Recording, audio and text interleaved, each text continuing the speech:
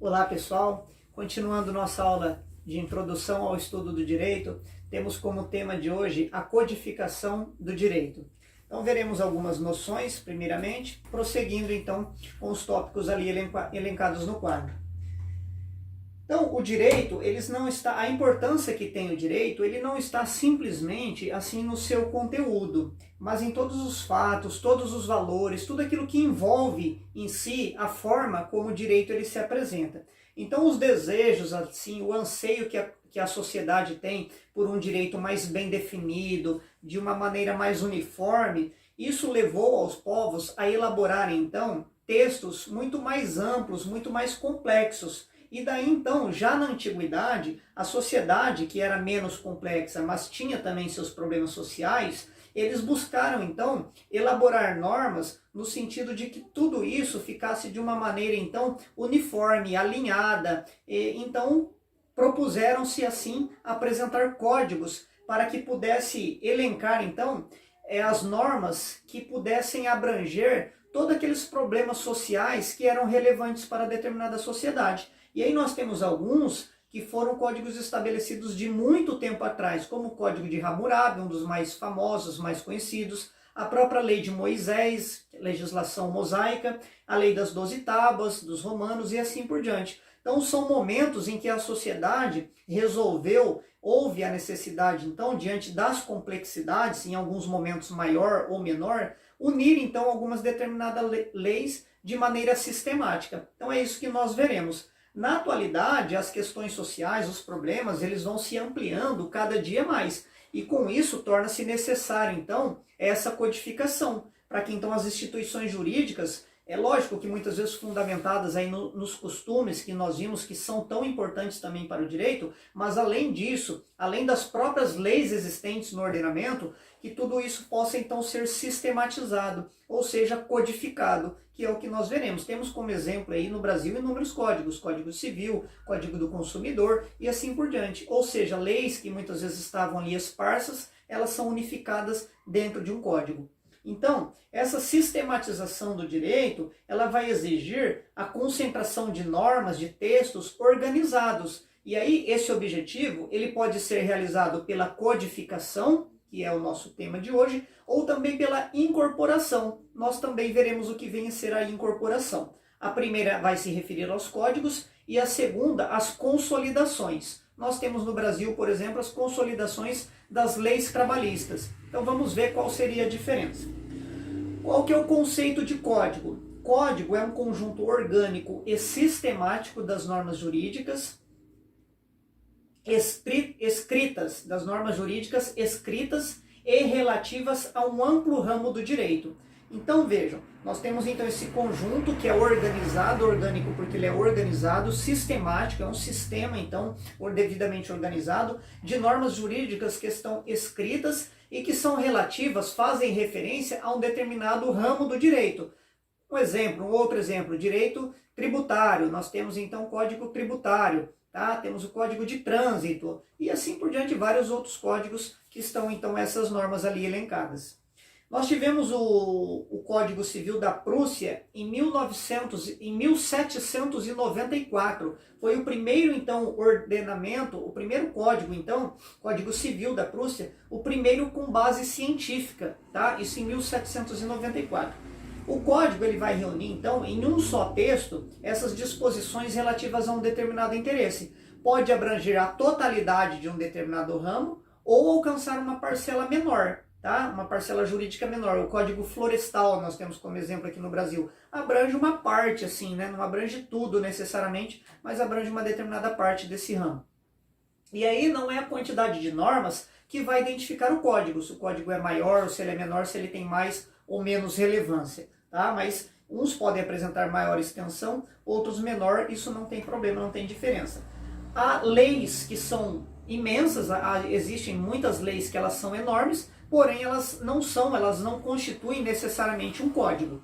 Então é fundamental essa organização, essa organicidade para que seja então um código. O código ele deve ser harmônico, ele deve assim, todas as partes dele estarem entrelaçadas, estarem unidas. E aí as partes que compõem o código, elas desenvolvem uma atividade de solidariedade, de ajuda mútua, elas se complementam. Então há uma interpretação em todo o sistema. Não podemos daí dentro de um código, às vezes, interpretar uma norma simplesmente de forma isolada. Há toda essa solidariedade, essa complementação. Essa seria a ideia. Então essa vinculação existente entre as partes de um código, ela vai influenciar no critério de interpretação, em toda a interpretação da norma como num todo, não uma norma isolada, mas nesse complexo todo, como no Código do Consumidor. Tá? Leva-se em consideração tudo aquilo que o legislador quis abranger, quis abordar diante desse contexto entre fornecedor e consumidor. E aí, portanto, deve ser então um código sempre sistemático.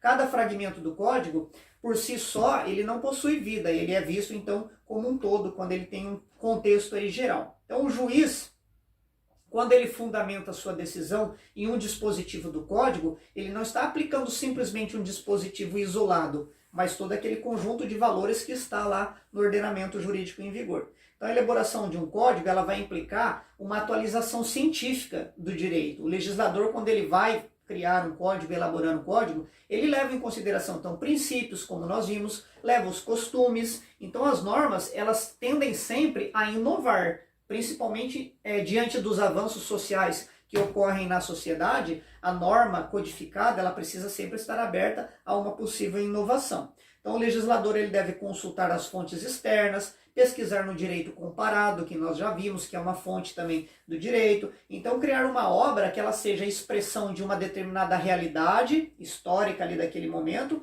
e que ela seja apta a realizar a justiça, mas que ela possa estar aberta também a novos institutos, aí a novos valores no decorrer do tempo.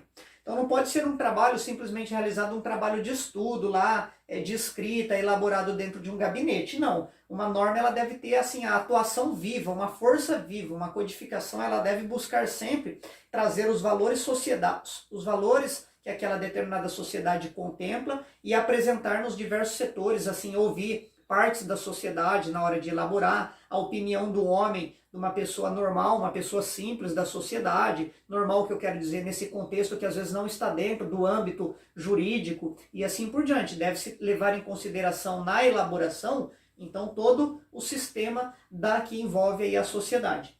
Então pressupõe, apesar de tudo isso, dessa busca de valores, de participação, de anseios da sociedade, um código ele deve ser então sistematizado também no sentido de apresentar ali conhecimento científico, conhecimento filosófico, tudo isso faz parte ali da elaboração do código.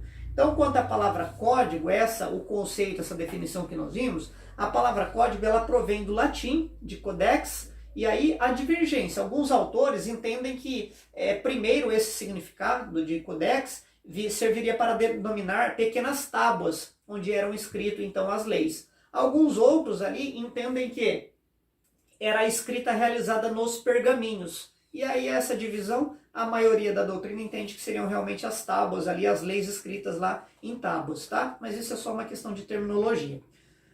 E aí o outro ponto nosso da nossa aula, no tópico 3 ali, incorporação, que eu mencionei, que então podem se dar por meio de codificação ou de incorporação. A incorporação é uma outra forma então de organizar o direito positivo, aquele direito escrito.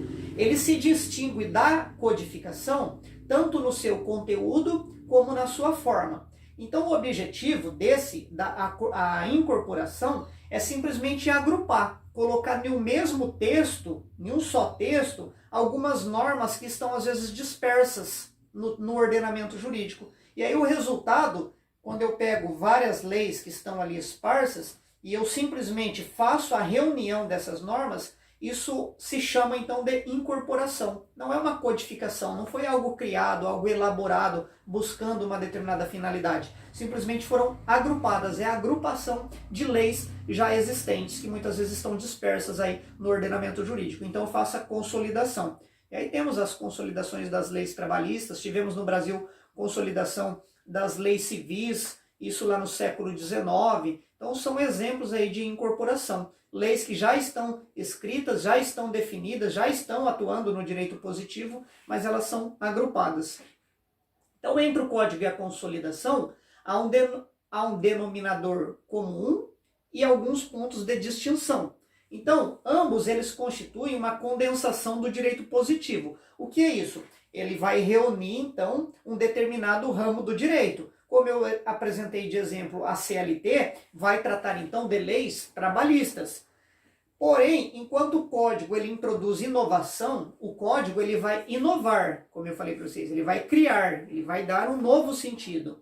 Ele, então, produz um campo ali bem sistematizado de um determinado ramo do direito. A consolidação, a incorporação, ela vai simplesmente, como já mencionado, reunir, agrupar normas já existentes. Então, muitas vezes não tem um critério, um rigor muito exigente, porque só faz essa reunião de normas e às vezes elas acabam ficando até um pouco, às vezes, fora de contexto, às vezes fora de sentido, né? Seria mais ou menos nessa ideia.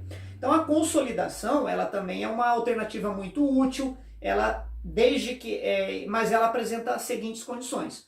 Quando ela é urgente, a necessidade de organização do direito, pois o seu preparo é mais rápido. Então, para você fazer uma consolidação, uma incorporação, é muito mais fácil, é muito mais rápido. Então, quando se necessita dessa urgência, dessa agilidade, seria adequado, porque ela reúne de uma forma mais simples e mais fácil.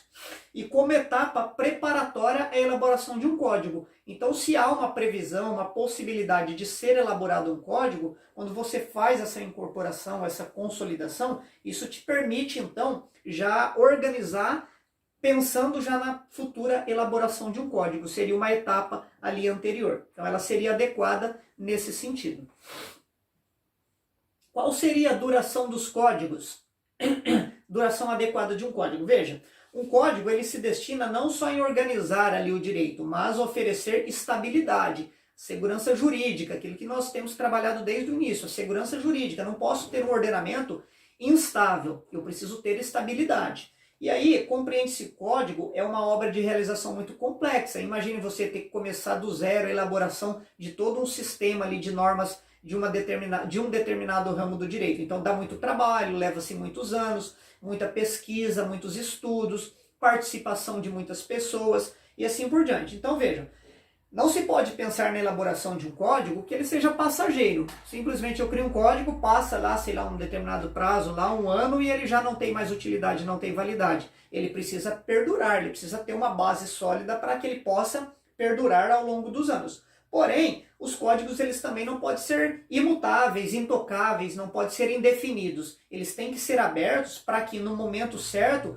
possam ser feitas novas adequações ou novas interpretações diante de umas normas existentes dentro de um contexto histórico, tá? Então ele não é nem passageiro e nem também imutável, intocável. Ele tem que ser assim dentro de uma razoabilidade. Miguel Reale, um grande constitucionalista aqui do Brasil, ele vai dizer, inclusive com estudos aqui, ele vai dizer: códigos definitivos e intocáveis não os há, nem haveria vantagem em tê-los, pois a sua imutabilidade significaria a perda do que há de mais profundo no homem, no ser humano, no homem, que é o seu desejo perene de perfectibilidade. Então o homem busca uma perfeição, e um código ele nunca é perfeito, principalmente com o passar do tempo, com o passar dos anos. Então não há perfeito, mas ele também não pode ser ali algo tão passageiro diante de toda a dificuldade que é a complexidade que se dá na sua elaboração.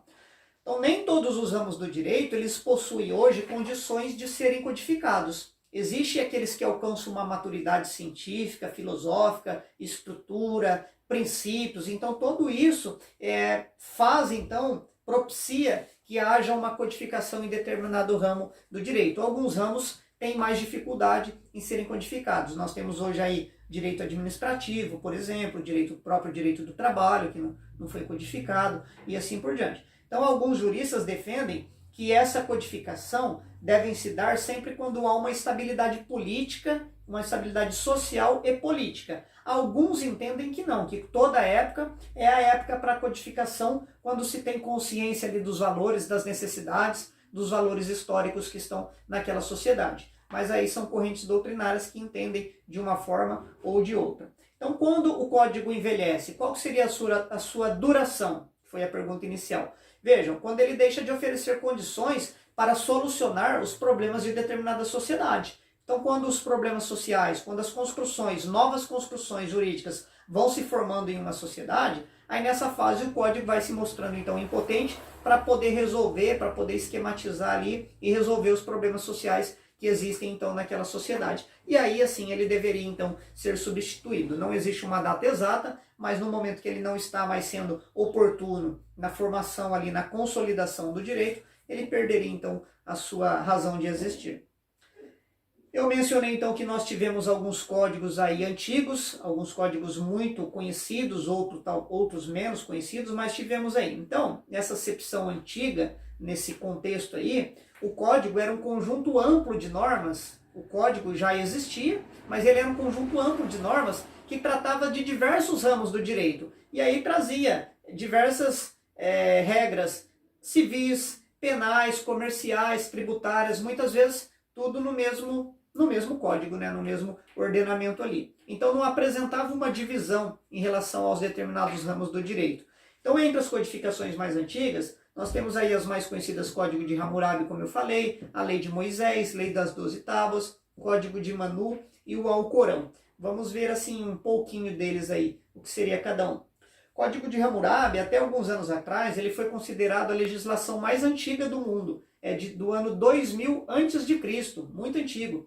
O rei da Mesopotâmia, então, que ele deu ao seu povo, na busca de tentar pelo menos criar ali um Estado de Direito, e segundo as palavras dele, ele criou essa legislação, então esse código, para que o forte não oprimisse demais o fraco, para fazer justiça ao órfão, à viúva, para proclamar o direito existente ali no país, e assim por diante. Então a ideia de Hammurabi, ele foi um notável administrador para o seu tempo, apesar ele tinha um grande sentido ali de justiça, segundo a doutrina vai discorrer, mas haviam muitos litígios, principalmente antigamente, e quando a parte interessada a ele recorria, então, como eram inúmeras as situações, inúmeros momentos, inúmeros fatos que ocorriam na sociedade e acabavam lhe procurando, aí ele sugeriu então a criação, aí acabou criando aí esse código de Hammurabi.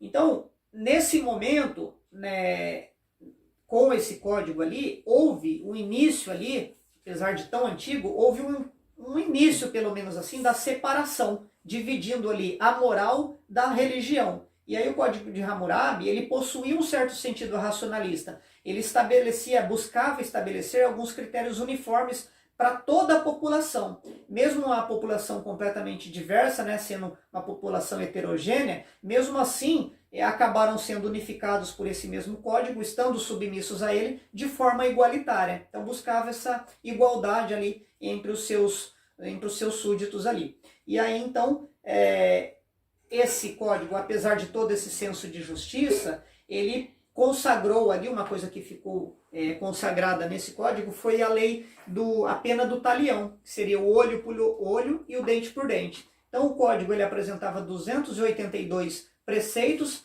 em um conjunto que abrangia diversos assuntos. Então não era sistematizado, né? Era assistemático, pois abrangia direito penal, criminal, né? Matéria de crime, matéria patrimonial, família, sucessão, obrigação, salário, direito, dever, posse de escravos. Então abordava todos os assuntos pertinentes na época, tá? Então era escrito em caracteres cuneiformes, que seriam em formatos ali, aqueles gravados a partir de objetos em forma de cunha, em forma de osso, talvez, alguma coisa nesse sentido, e seria escrito em língua suméria.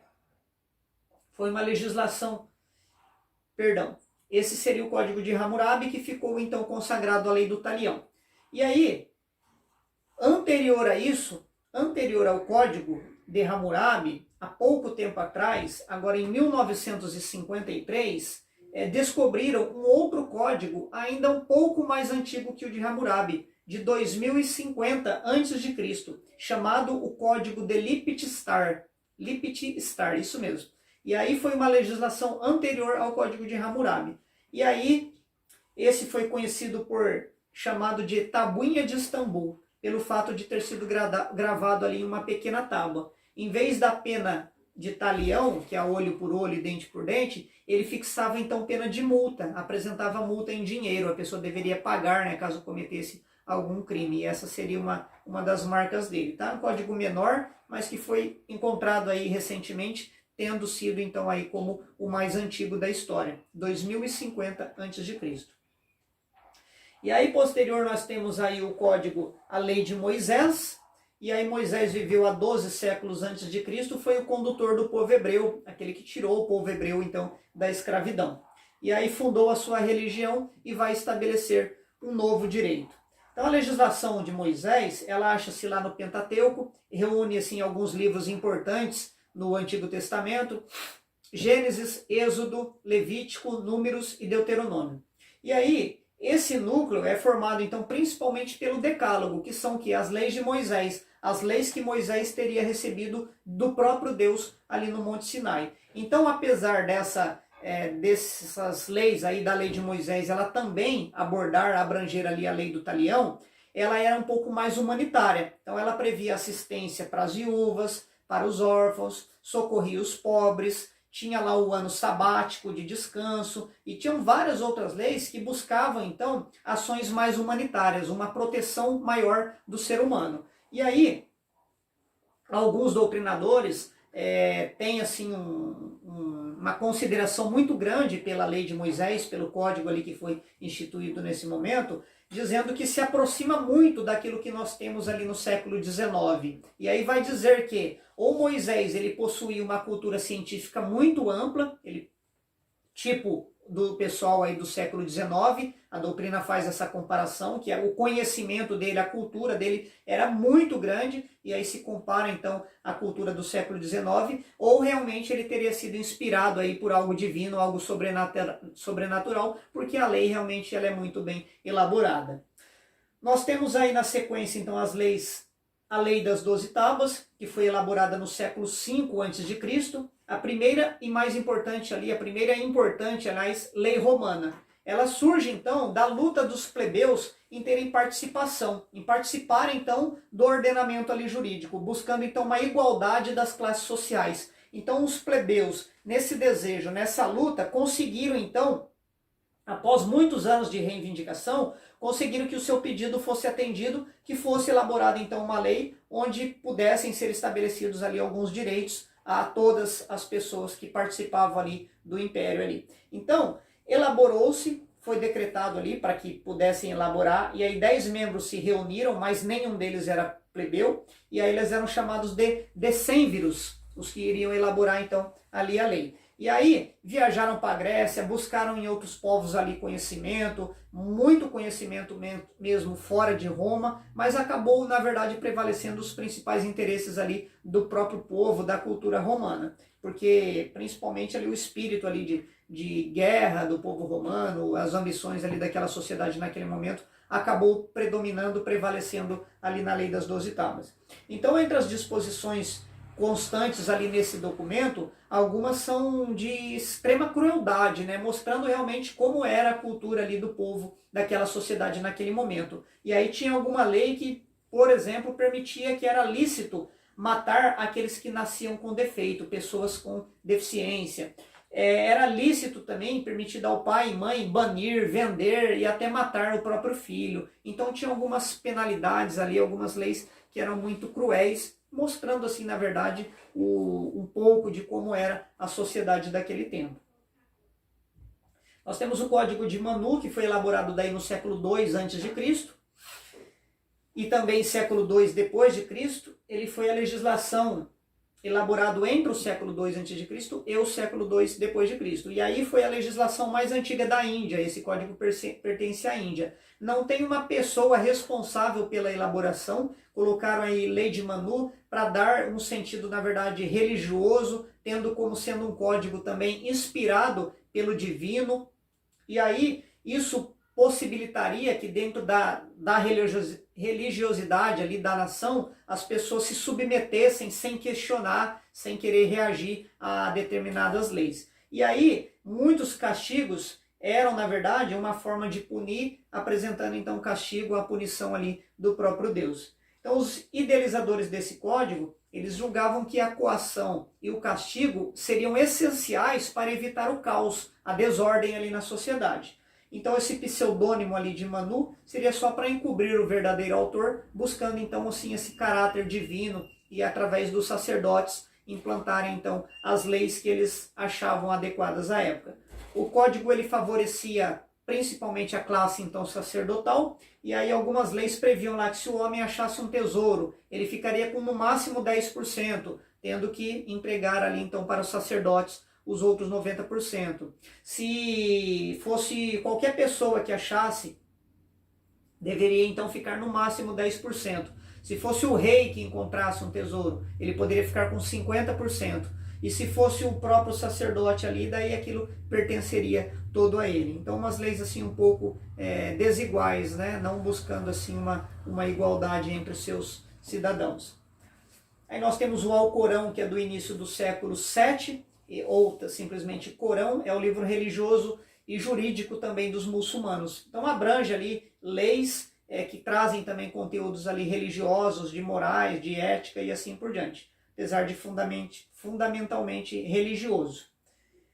E aí, com o passar do tempo, essas práticas foram sendo inadequadas para a sociedade, havia muita dificuldade, e aí buscaram então uma interpretação a partir de princípios, dos estudos então da sociologia, a partir de raciocínios lógicos, para poder interpretar então aquelas leis de forma com que elas tivessem praticidade e efetividade dentro da sociedade. E aí parte dos seus membros ali concordavam em algumas interpretações, buscando dar sentido, alguns buscando alterar determinada norma. Isso sempre houve e há ainda muito conflito em relação a isso. Com a evolução, então, ele foi ficando cada vez mais distante da realidade e quase incapaz de regir ali a vida social. E aí buscou-se, então, essa interpretação para tentar poder dar validade e aplicabilidade, então, a esse código aí. Ainda hoje ele está em vigor, o Alcorão está em vigor em alguns estados, como a Arábia Saudita, o Irã, e aí ele estabelece severas penalidades em relação a muitas práticas que são comuns a outros estados, como jogos, bebida e assim por diante, práticas então que não são aceitas pela sociedade, são tratadas com muito rigor, com muita severidade. A mulher ela ainda apresenta uma condição inferior à do homem e assim por diante, algumas leis diferentes aí das sociedades mais modernas. E aí passamos então para a era da codificação.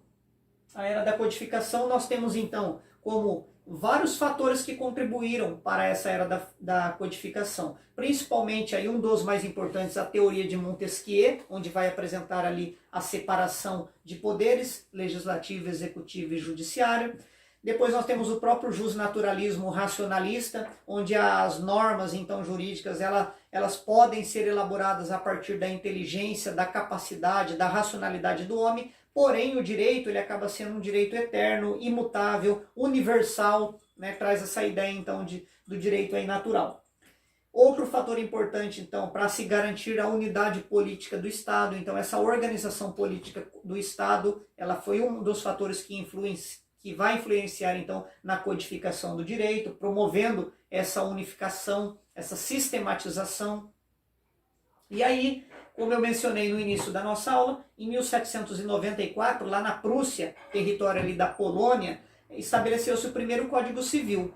Mas o que ficou mais conhecido, o que mais influenciou em todos os outros ordenamentos, praticamente, né, em vários, todos não, mas em vários ordenamentos jurídicos, foi o Código de Napoleão de 1804. E aí ele vai despertar interesse, então, em vários estados ali do seu tempo, inclusive ainda hoje, fazendo, então, permanecendo como um marco, então, da codificação. Muita técnica, muito conteúdo científico, muito bem elaborado. Aí nós temos o constitucionalismo que surge no século XVIII com a Constituição norte-americana, em 1787, a francesa também, e aí vai trazendo então ainda mais prestígio à codificação, o constitucionalismo trazendo principalmente ali a Constituição como aquela norma que dá validade acima da pirâmide, acima do ordenamento jurídico, dando validade às demais leis do ordenamento. Eu tenho uma aula no meu canal que está lá somente sobre constitucionalismo, explicando mais esse fenômeno ocorrido aí dentro do direito. E aí passamos então a ter os códigos modernos. Então, esse da Prússia, que foi lá em 1794, ele houve a participação de muitos juristas, especialistas em direito romano, especialistas em direito natural e assim por diante. Houve a participação de grandes autores nesse código, que foi um trabalho também muito bem elaborado. As fontes então desse código acabaram sendo o próprio direito romano, germânico, então que deram base para essa primeira codificação. Daí o Código de Napoleão é um código civil francês, então, que entra em vigor em 1804, trazendo então aquela aspiração nacional da sociedade francesa ali da época. Ele era diversificado, o ordenamento jurídico na época ele era bem diversificado, trazia normas costumeiras em alguma região, direito escrito em outra região, direito romano, né, bases do direito romano em outra região, e aí houve então essa unificação, essa codificação em um único código. Com a Revolução então francesa ali em 1800 mais ou menos, Napoleão começou esse trabalho então de elaboração do seu código. E aí ele não se limitou a constituir somente uma comissão, mas ele participou diretamente ali nos trabalhos e perguntava se determinada lei, se ela seria justa e se ela seria útil para aquela determinada sociedade. Então, a doutrina diz que houve uma grande participação ali do próprio Napoleão na elaboração do código. Muitos estados, após isso, acabaram também inserindo esse código de Napoleão dentro do seu estado. Alguns quase nem fizeram alteração, trouxeram realmente o código da mesma forma como ele estava para dentro do seu estado, dentro talvez ali da sua realidade, mas houve muitos países que aproveitaram então. Código de Mônaco, Código da Bolívia, Romênia, Escócia, Filipinas, Holanda, Japão. Então, de um modo geral, muitos países pegaram então essa codificação e acabaram utilizando ali dentro do seu ordenamento jurídico. E aí, então, isso traz assim uma grande relevância para o direito, porque houve então essa unificação aí do direito, um direito unificado, um direito codificado, com grande valor ali científico, filosófico para aquela sociedade. Segundo alguns, né, esse código não apresentava falha, não apresentava lacuna, e aí seria necessário ao intérprete da lei simplesmente analisar, verificar qual era a vontade do legislador. Simples assim. E no mais deveria aplicar a lei, porque seria um código sem falha. Todo aquilo que era necessário para a sociedade francesa estaria então ali dentro daquele código, estaria ali previsto. Então foi inspirado nessa filosofia racionalista e individualista, com ideias liberais da época, né, que marcavam ali a época. Também com base nos costumes, direito romano, nas ordenações reais que já haviam, as legislações que haviam sido promulgadas anteriormente, trazendo então aí caráter absoluto de propriedade. O contrato fazia lei entre as partes, então deu-se uma grande relevância ao contrato, e nós temos isso no Brasil ainda hoje. Os contratos devem ser cumpridos, né? As partes que cumprem, que contratam, devem observar aquilo que foi cumprido e assim por diante. Houve também críticas em relação a esse código. Alguns achavam que ele era antidemocrático, que ele era o código do patrão, que na verdade ele tirava a possibilidade dos pobres terem direito, terem voz ativa dentro da sociedade. Então houve críticas nesse sentido, mas realmente foi um marco de Napoleão, uma das coisas assim, que deixou realmente a sua marca, segundo ele mesmo escreveu, mais do que as suas próprias vitórias, do que as suas próprias conquistas. Então hoje esse código sofreu alterações, mas ele acaba ainda estando aí, sendo utilizado ainda por muitos estados, aí, muitas nações, como fundamento aí dos outros códigos que vieram posteriormente. De forma breve, nós temos aí o Código da Áustria, que vai surgir também posterior, em 1812. Seguia ideias kantianas, aí combatendo as tendências iluministas. Esse possuía uma índole individualista e consagrou principalmente a liberdade para todos, e é independente de nacionalidade, de